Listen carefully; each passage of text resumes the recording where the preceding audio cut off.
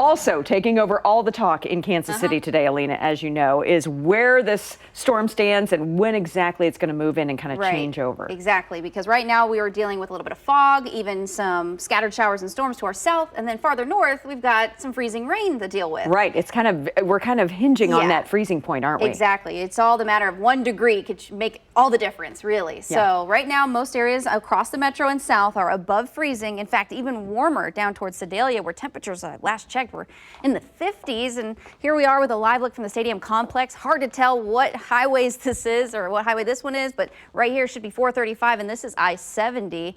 If you can kind of catch that view.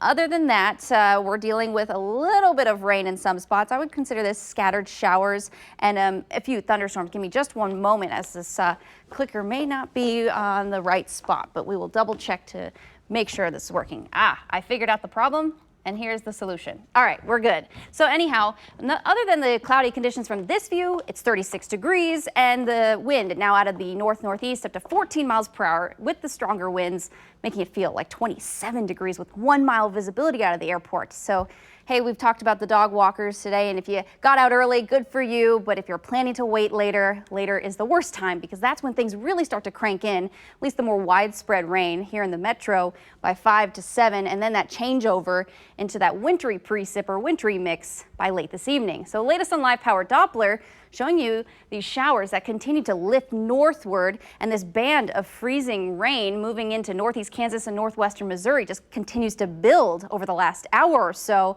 And you might be noticing even a bigger changeover the farther north and west of Maryville, so closer to the southeastern portion of Nebraska and just the very southwestern edge of Iowa there. But the rain is what we'll be dealing with on and off throughout the rest of the afternoon here in the metro and areas southward, which you can see very clearly here on forecast track. Again, the changeover from this plain rain over to freezing rain or even maybe a little bit of sleet, not expected to happen until after the rush hour. I think we still have a little bit more time that you can kind of rush home if you're able to a little early before this starts to hit, because this is what's expected to move in by 7 p.m. This entire band shifts south and east, and the latest model data coming into Storm Track 5 forecast track gives us a little bit of a break between at least 2 a.m. and 4 a.m.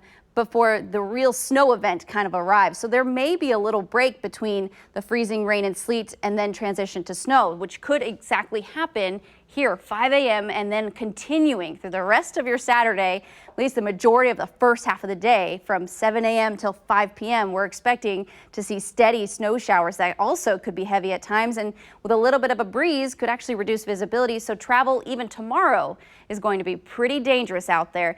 Once we head into the evening though, things start to clear out a little bit, but I still believe the roads will be a bit of a mess as we head through that time. Now the flash flood watch still in effect for areas south and east of the metro. The areas highlighted in green here, where between 2 and as high as 3 inches of rain is expected within the next 24 hours. So that's why there's a flash flood watch, where the rising creeks and streams will be the greatest, and even seeing some of that water kind of get onto the roads. So you'll just have to be very careful if you live in those communities.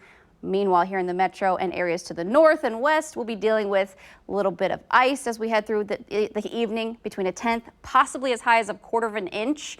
And then on top of that, we're talking snow totals between 3 and 6 inches. So again, quite a mess starting this evening into tomorrow, and that is why the National Weather Service has issued that winter storm warning. Now, there is a game on Sunday, of course. Everyone's talking about that, a big deal. I've got a 20% chance that we might see a quick flurry or two as we head through Sunday from another smaller disturbance. Should not be a big deal. It'll just be the cold we'll be talking about as we head through early next week, or next week, I should say, where temperatures Wednesday night into Thursday. I have it at 7. It's likely Gary Amble might come in and change that back to 0, Carolyn. No, interesting. Okay, thank you, Alina. Kind of hope so. Whenever winter weather hits like this to our area, the Storm Track 5 weather app will keep you up to date with a live list of early dismissals like we're seeing today, and any closures as well. Download it today for free onto your phone or your tablet.